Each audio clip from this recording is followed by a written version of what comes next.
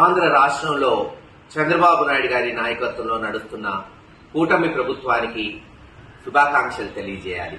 మీరుంటుంది వాస్తవే, శుభాకాంక్షలు తెలియజేయాలి. ఒక్క సంవత్సరంలోనే ఆంధ్రప్రదేశ్ మీద 1,60,000 కోట్ల అప్పు చేసి రికార్డు సృష్టించింది ఈ ప్రభుత్వం. అందుకనే శుభాకాంక్షలు తెలియజేస్తున్నాం.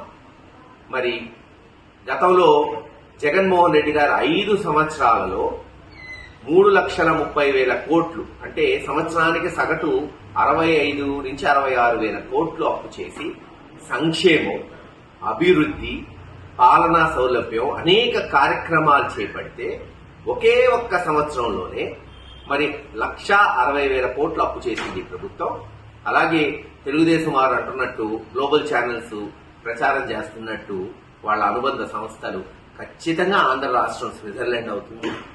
ఇట్లాగే మనం అప్పు చేసుకుంటూ పోతే ప్రతి సంవత్సరం వాతావరణంలో పెనుమార్పులు వచ్చి ఈ ఆంధ్ర రాష్ట్రంలో స్విట్జర్లాండ్ లాగా మంచు కురిసినా ఆశ్చర్యపోకర్లేదు, ఆ మంచులో మన పిల్లలు ఆడుకున్నా ఆశ్చర్యపోకర్లేదు.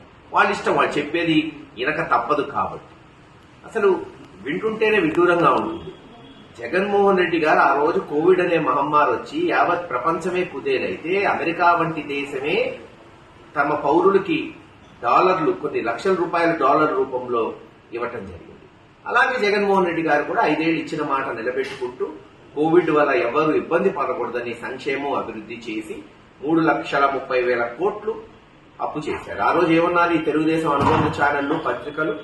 ఆంధ్రప్రదేశ్ శ్రీలంక అవుతుంది అని అన్నారు. మరి ఈ రోజు ఆ ఛానల్స్ ఏమైనాయి? మూగపోయినాయా? కులం పోయినాయా? ఆ పత్రికలు ఏమైనాయి? కలం ఏమైంది?